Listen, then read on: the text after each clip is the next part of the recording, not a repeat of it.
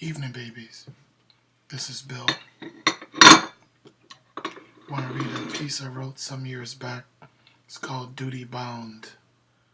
This I wrote in remembrance of my biological father who left when I was 4 years old and left a stain on my memory that time still hasn't washed away. Duty Bound. I remember the day he left and I became the man of the house.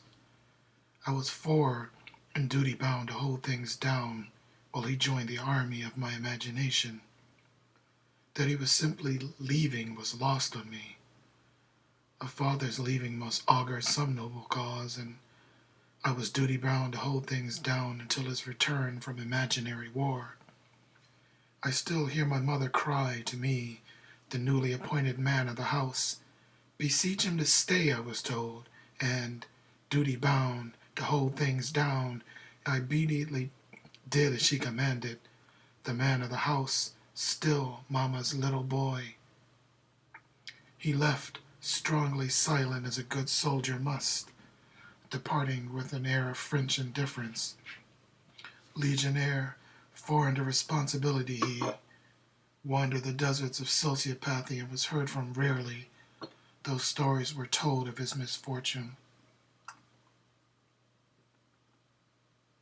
I, young man of the house, duty bound to hold it down, did not weep for him, save once upon a camel's back, cleverly disguised as a greyhound bus. We were visiting his emotional desert, my cloak around my sister's heart. He waved as we rode into the desert sunset, with the sands of insincerity stinging our tearing eyes. I left the concrete birthing ground for an earthy land of pointy cars and cobbled walks. A man not yet 6 and no longer conscripted into his army, I did not celebrate my freedom.